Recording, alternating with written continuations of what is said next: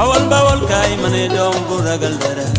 2MJ Mouride Media Group avec son label Bawol Events vous présente Njukkal Doomi Bawol édition 2023 mbokki région de Diourbel mbokki département de Mbacké mbokki Sénégal xew-xew doomi Bawol yi gën a ràññeeku ci anam yu wuute mbokki dama ni ñoom lañu fas yéene sargal wane leen takkal leen raaya ndax nag Bawol yàgg naa am ndam Bawol Events ginnaaw liggéey bu yàgg saytu bu maanu boole kook sondage bu jox kàddu mboolem sensibilité yi askan wi ñoo taamu de ñoo ni doomu Bawol yii ñoo gën a ràññeeku ci seen domaine moo tax Bawol Events fas yéene leen nag delloo njukkal waaw journée njukkal doomi Bawol samedi 30 décembre lay doon ci la grande salle de Bawol Kaay Ferlu si Mbacké. L'événement est placé sous le parrainage d'honneur de Dr Abdoulaye Niane directeur général de la BNDE waaye nag kan mooy marraine d'honneur ba soxna Momi Kébé mbokk yi 2MJ Mouride Media Group avec son label Bawol Events ni nag seen bés bu mag bi dinañ siy fas yéene ànd ak ay invité d'honneur soxna Ami Mbacké DAGE au ministère des affaires étrangères ba tey bokk na si invité d'honneur yi madame Mbacké soxna Fatou Bintou Pouy ak it kan Abdoulahad Ka maire de Touba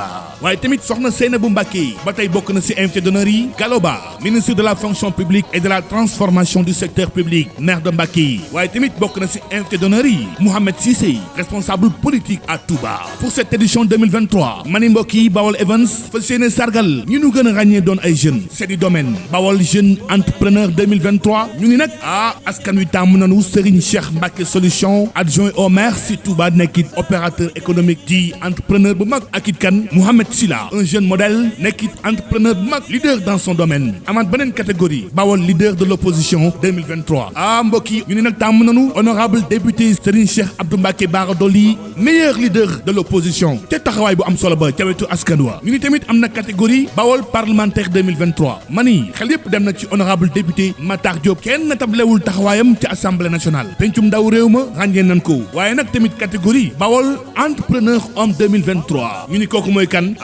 le PDG de Global Agro Commodities Serigne Abdou Karim Mbacké mani ndaw yëpp bëgg mel na moom te taxawaay bu mat sëkk ba liggéey dong moo ko ñor ñu ni nag am na tamit catégorie Bawol HCCT 2023 honorable El Hadj Aliou Silla le sage de Benno Bokk Yaakaar dama ni kii ma wane yoon wa ca sagesse ak discipline ñu ni également am na Bawol social 2023 du kenn ku dul Touba sa kanam borom jëf ji ak it kan fondation Soxna Bali Mbacké Muntaxa te taxawaay bu mat sëkk ba ci wetu askan wi dama ni duñ ko xëccoo ak kenn catégorie Bawol intégration africaine 2023 ñu ni kan la ki nga xamante ni nag moo yor pusam